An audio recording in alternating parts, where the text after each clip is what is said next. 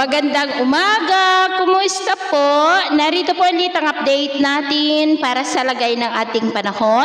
Ngayong umaga po ng February 19, 2026. Sa ngayon po ay amihan ang dominanteng hangin na umiihip dito sa ating bansa. Ito po ay malamig na hangin na nanggagaling po sa northeast, kaya tinawag din po ito na northeast monsoon. Ang shearline naman ay nasa silangan po ngayon ng Mindanao. Ang shearline naman ay lugar na hangganan ng malamig na amihan at mainit na easterlies na nagre-resulta rin po yan ng mga pag-uulan. At ito naman po ang pinapakita ng forecast model natin ginagamit hanggang po sa susunod na 2 linggo ay posible pa rin na storm free tayo. At sa lagay ng ating panahon, ngayong madaling araw dahil sa shearline ay may mga isolated rains na lalo sa Caraga, ilang bahagi ng northern Mindanao, ilang bahagi ng Davao Region, southern part ng Leyte, Bohol, Cebu at ilang bahagi ng Negros.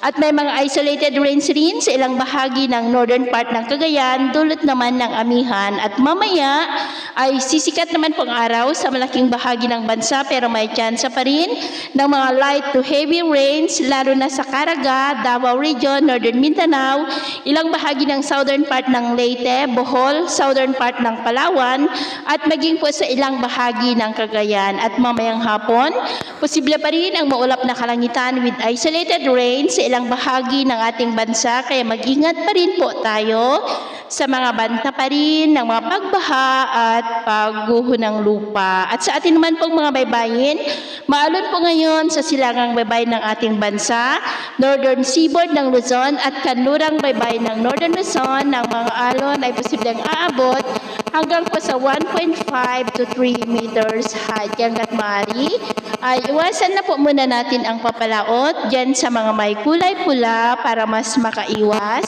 sa mga sakunang pangkaragatan. So ito lang latest update natin sa araw na ito. Tapos muli si James na nagsasabing sa kahit anong pagsubok po na darating sa ating buhay, huwag na huwag po tayong mawawalan ng pag-asa. Thank you and God bless!